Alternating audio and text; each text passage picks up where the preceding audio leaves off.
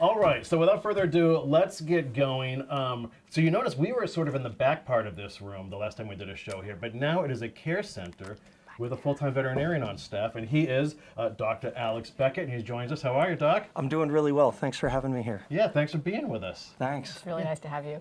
And so cool that you have this room back there now. It's really, really exciting. You know, we've been able to do really good medical care for these animals for years and years, and all the time that I've been working here and well before.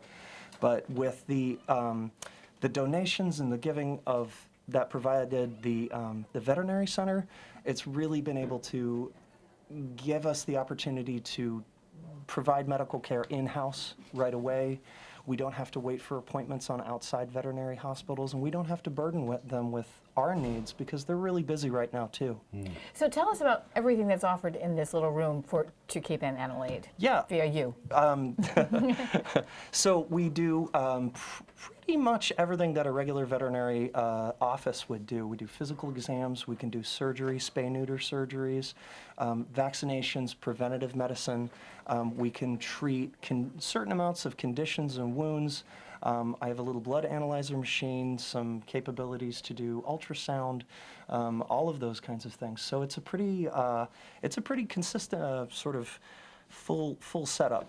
So everything's done in-house? As much as we can. Certain things, like our little friend Joey here, he had a little heart murmur, which is an abnormal sound in the heart, and we were able to reach out to a local cardiologist to get him an echocardiogram to make sure that we weren't running into any problems and he was still going to be able to have a good life. Which one's Joey? He's the little tabby guy that was running around earlier, but now he's taking a nap. Okay, okay.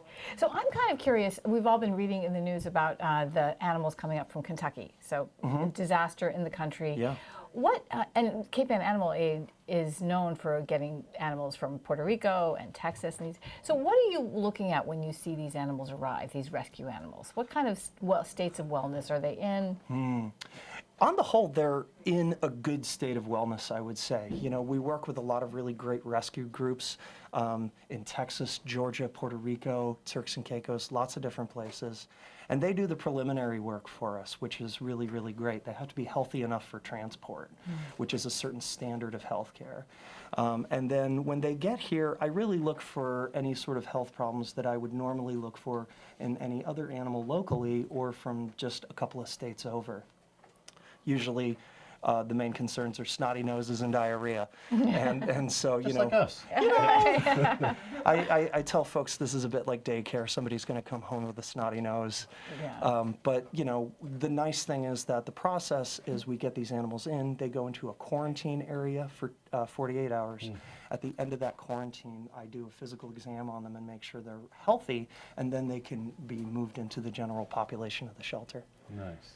So when people are supporting Cape Ann Animal Aid, how does that directly help what goes on?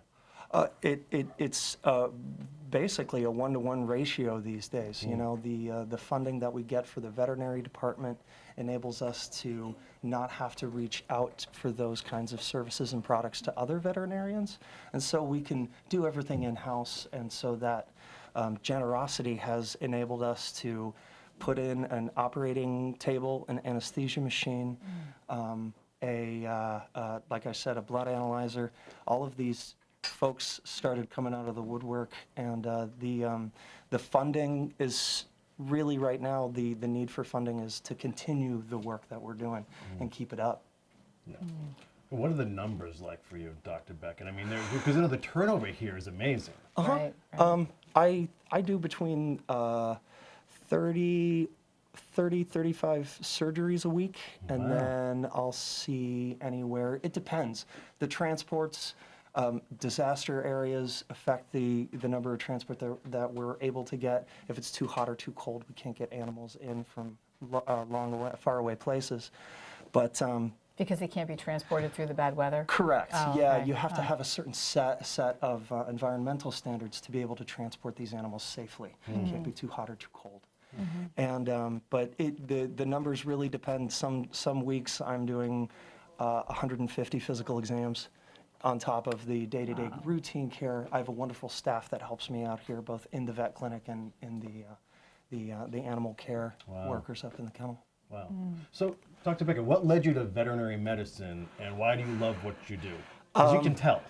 I can't think of anything else I can do. I was always the child that brought home frogs and snakes in his pockets, much to my mother's horror. And so I started cleaning kennels when I was about 16 years old at a local vet practice in Ohio, where I grew up for a time, and I've done the same thing ever since. I was just cleaning a kennel this morning. It's been about 26 years. Yeah. So do you ever take anything home? Anyone home? Oh, yeah, Yeah. absolutely. No, my wife is a veterinary technician, which is a bit like a veterinary nurse, Yeah. and certified nurse. And she and I have, we foster some cats and dogs occasionally that are sick that need medical care while they're in foster. And so we're able to provide that, and we've had a couple of what's called a foster failure, where you just keep the cat or the dog. Yeah, that's what we have. We've always been foster failure. Yeah. No, It's a great phrase. Yep, our COVID foster failure was this little cat, Mikey, who came in who had half of his bottom jaw missing for some reason. He was about 6 weeks old, and we just patched him up, and now he is a 12-pound behemoth, and he's doing great. It's really fun. That's great. That's a Okay, great we story. know you have to go. You have a special appointment of your Thank you own so coming up much. shortly. So if you just have any final word for the community as we sort of in the midst of the holidays giving season. You know, I want to thank the community for the tremendous support. It's been absolutely wonderful. We're able to do so much more for these animals right now because of that support and because of that generosity. And I want to keep it going. This is my full-time job now. I don't work anywhere else in any other practice, and it's a real treat to be able to do this work and have the community support for that. So that's my big thanks. Well said. Yeah. Thank you for your time, Dr. Alex Yeah. Becket. Thank you of so Cape and much. Emily. Thank you. Have a you. great holiday Yeah. season.